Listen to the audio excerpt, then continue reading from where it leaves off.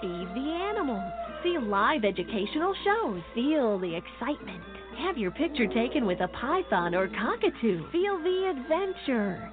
Shop the Symbol Lodge gift shop with items available from around the globe. Visit the snack bar or picnic facilities. Enjoy a pony or camel ride. Or cheer your favorite porker on to victory in the famous Pork Chop Down. Bring your family to see the rare and exotic animals at African Safari Wildlife Park in Port Clinton, Ohio. Just take Route 2 to the Route 53 North exit and follow the sign. Only 17 miles west of Cedar Point via Route 6. Open every day, rain or shine.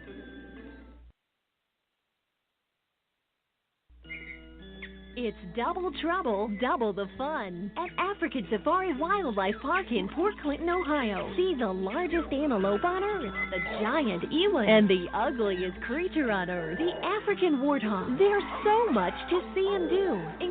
When you don't go to Geico.com, car insurance can be confusing. Like Swedish techno confusing. Bark, bark, meow, meow. Dance with me, purple cow. Bark, bark, meow, meow. Ooh, you lovely cow. Geico makes it easy. With 24/7 access, all you have to do is go to Geico.com and you could save money on car insurance. It just makes sense. Unlike, Dance with me, purple cow. I like your moves. When you don't go to Geico.com, car insurance can be hard. Like early 90s heavy metal hard. I'm yelling and screaming and I'm loud. Roar. Geico makes it easy. You can review and update your policy or report a claim on Geico.com or the Geico mobile app. Because shouldn't we all have a little less stress in our lives? I'm not even upset about anything.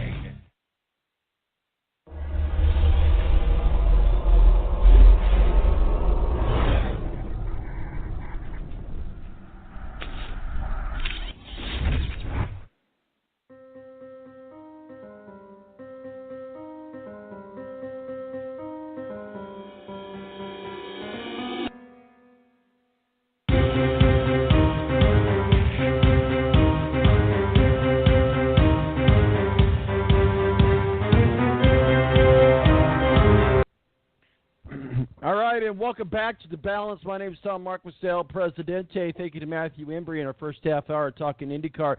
Obviously, we have got the month of May kicked off here in Indianapolis. Next weekend is the Indianapolis Grand Prix as we get geared up for the Indianapolis 500. But to join us now, to bring us into our NASCAR segment, is the one, the only, Steve Wilson, editor and publisher of Speedway Digest. How are you, sir? I'm doing pretty good today. How about yourself? Good, good. We're ready to go racing in Dover? I hope so. Hopefully the rain stays out of the way. I'm just across the bay from Dover, Delaware on the Chesapeake Bay here in Virginia, and it's a little cloudy, but there's no rain.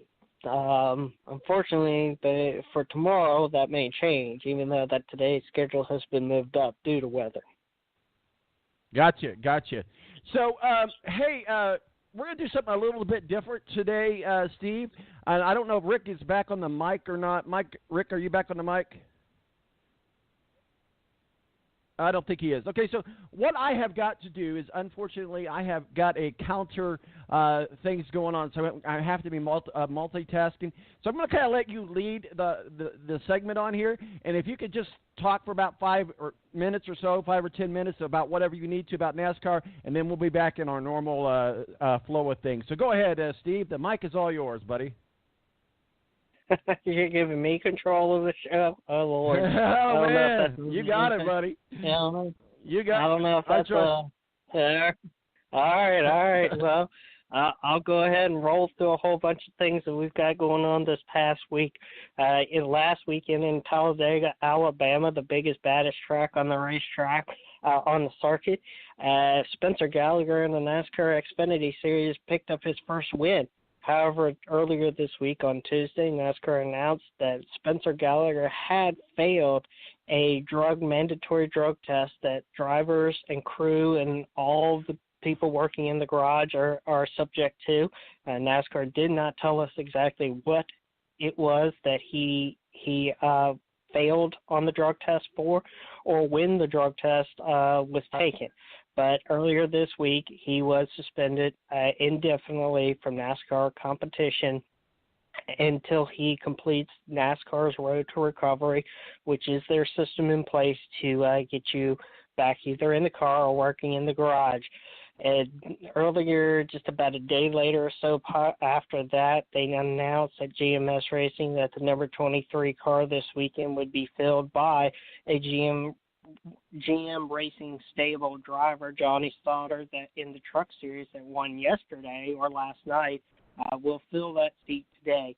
Next week, there's going to be a little bit of a change-up in that. There's going to be some testing on Monday at Charlotte. They've got another driver scheduled for that, but the fourth going from there, there will be no drivers announced until next weekend for that number 23 car. Aside from that, NASCAR today, as I kind of alluded to, there's some weather potentially in the area of Dover, Delaware, where NASCAR has moved up all of today's schedule, which is making it a little bit hectic for people. At 8 o'clock this morning, there was practice. NASCAR Xfinity Series qualifying is going off right now, actually. They've got 3 rounds for that, to be immediately followed with another short practice, and at 12:30 today will be the NASCAR Xfinity Series 1 Main Financial 200 from Dover, Delaware. They're trying to get everything in today due to the potential threat of weather. However, qualifying yesterday was, they were able to get qualifying in yesterday for tomorrow's AAA Drive for Autism 400. And we've got some, of the usual suspects back up front again. Kyle Larson, Kevin Harvick, and Martin Truex Jr. And talking about Martin Truex Jr. here in the month of May, he's a driver that we're coming up to a lot of different tracks on circuit. Not only Dover tomorrow, but we're going to go to Kansas, and then we're going to go to Charlotte for the Coca-Cola 600 and the All-Star race. These are all tracks in which Martin Truex Jr. does very, very well. So while he may have been on a slump over here over the last few weeks or so, this is where his time to shine at, is when he gets back to these 1.5-mile racetracks. In fact, just a couple of years ago at Charlotte, Martin Truex Jr. in the Coca-Cola 600 led not only the most amounts in history of that race, but the most miles in that race. There was 396 laps of that event that he led from green to checkered.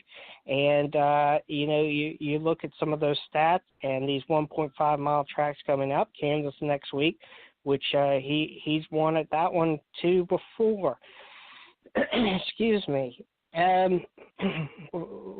So the NASCAR Camping World Truck Series, I know I'm going a little bit all over the place, but the NASCAR Camping World Truck Series was in action last night from Dover, Delaware, 200 laps for those guys. A little bit of fireworks there at the end with Gregerson and Sauter going for the lead. You there? Yeah, I'm back. I tell you what, I'm still on hold with my call. Rick is going to run the show for also as well, but you're doing a great job. Steve is talking on NASCAR with us. I hope to be back with you here in just a few moments, but go ahead, Rick. And Steve, go ahead, buddy. Okay. Last night with Johnny Sauter and Gregerson going at it for the lead, and a little bit of fireworks erupted when Gregerson pinched off Sauter there in the closing laps. Sauter was able to regather that thing up and go back again after Gregerson. Unfortunately, that battle and those fireworks then erupted some more with Gregerson pinching up just a little bit into the track yet again, trying to choke off Johnny Sauter from getting the race lead. Unfortunately, that ended his day with just a handful of laps, 2 or 3 laps to go. He wrecked out of the event, said that it was 100% his fault, didn't mean to race Johnny Sauter that way, and took full responsibility for that incident last night at Dover, Delaware.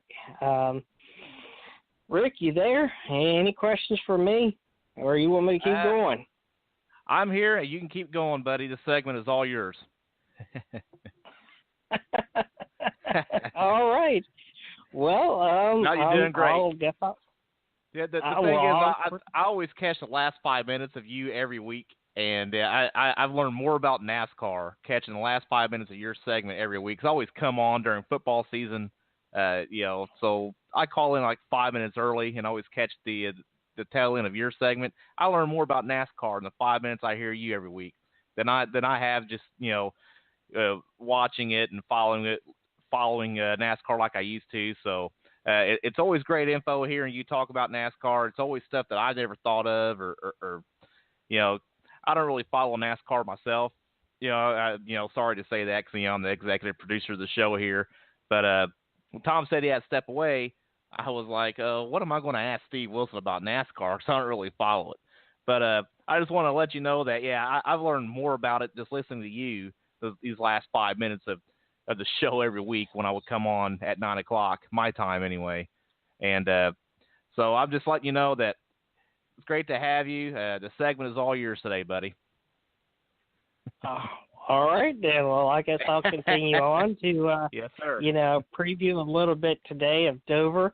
We've got the One Main Financial, like I said, we're coming up here at qualifiers already underway for today's One Main Financial 200 there at Dover. At 12:30, we will have the race that's been moved up from 1:30 today to 12:30 today. They're trying to escape some of the potential weather coming through the Dover, Delaware area.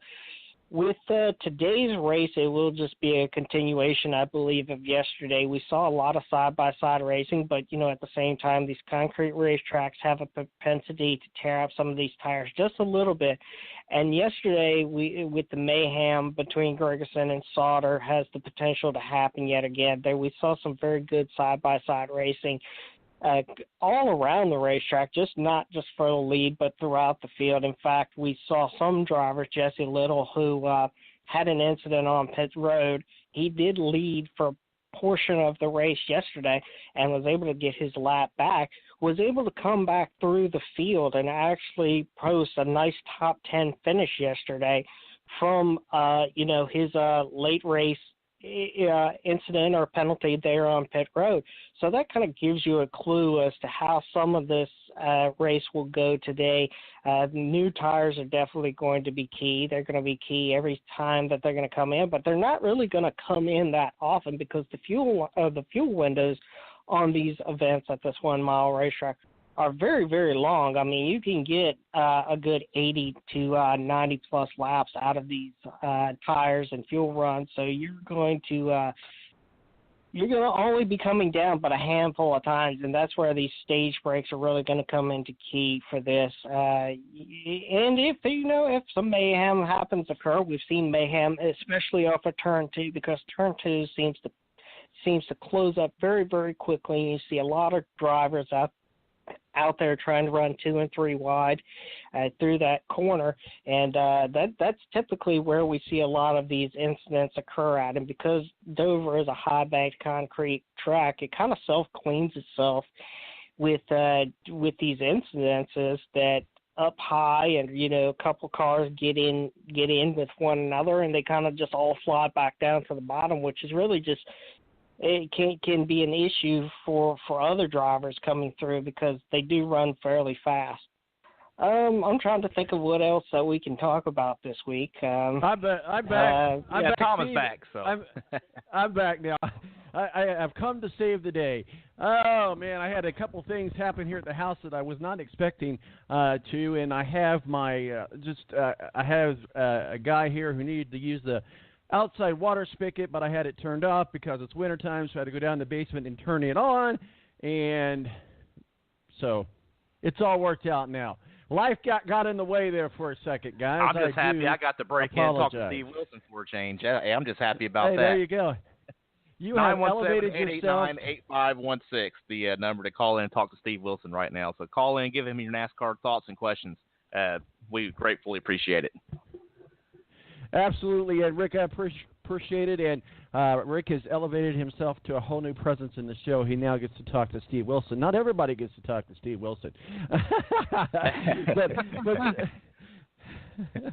But Steve, you know what we're seeing here this week is certainly the last race for Danica Patrick completely. You know, we've made a lot of jokes about her here on this show, but